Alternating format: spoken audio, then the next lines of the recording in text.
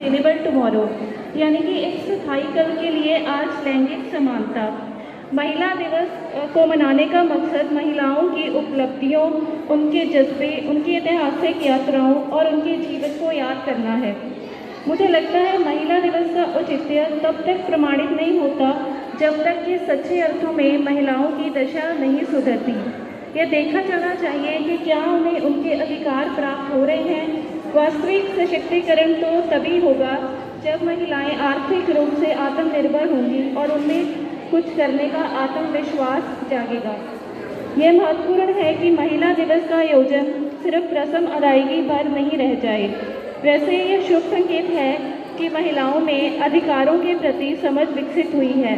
अपनी शक्ति को स्वयं समझकर जागृति आने से ही महिला घरेलू अत्याचारों से निजात पा सकती है। कामकाजी महिलाएं अपने उत्पीड़न से छुटकारा पा सकती हैं, तभी महिला दिवस की सार्थकता सिद्ध होगी। मनुस्मृति में यह स्पष्ट उल्लेख है कि जहाँ स्त्रियों का सम्मान होता है वहाँ देवता रमण करते हैं। वैसे तो नारी को विश्व भर में सम्मान की दृष्टि से देखा जाता है, किंतु भारतीय संस्कृति एवं परंपरा में देखें तो स्त्री का विशेष स्थान सदियों से रहा है। फिर भी अंतर्राष्ट्रीय महिला दिवस पर वर्तमान में यदि खुले मन से आकलन करें तो पाते हैं कि महिलाओं को मिले सम्मान के उपरांत भी ये दो भागों में विभक्त हैं। एक तरफ एकदम से दबी कुचली अशिक्षित और पिछड़ी महिलाएं हैं, तो दूसरी तरफ प्रगति पथ पर अग्रसर महिलाएं।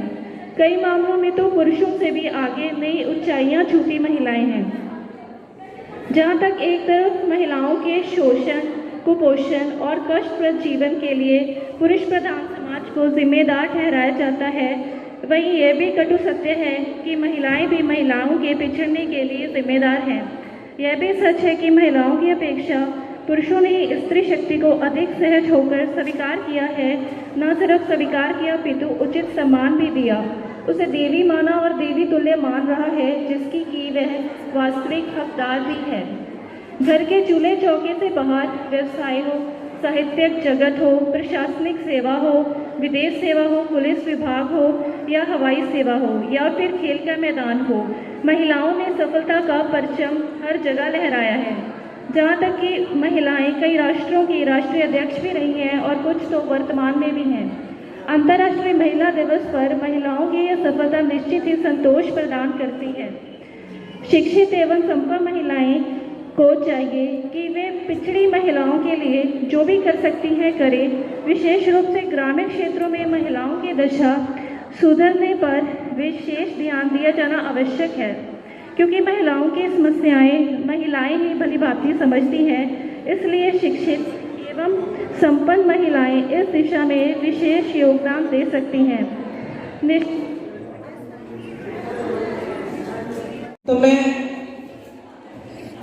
पूरी महिला शक्ति को यहाँ पे बहुत बहुत आभार व्यक्त करूँगी और एक अपील इनसे करना चाहूँगी कि जिस तरह ये आयोजन इन्होंने किया है, आगे भी इसी तरह के आयोजन ये करें जिसमें पर्यावरण सुधार का काम हो, नशों के खिलाफ एक जो मुहिम है वो हो, और सबसे बड़ी बुराई जो हमारे समाज की मैं मानती हूँ, नशों के साथ साथ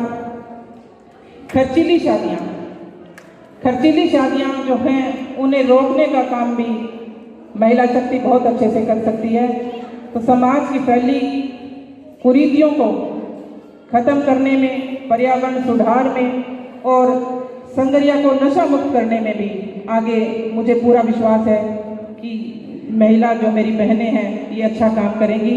मैं एक बार पुनः इनका तहे दिल से आभार व्यक्त करती हूँ कि इन्होंने मुझे भी यहाँ बुलाया और आप सब लोगों से मिलने का मुझे मौका मिला। बहुत बहुत धन्यवाद मैं देता हूँ।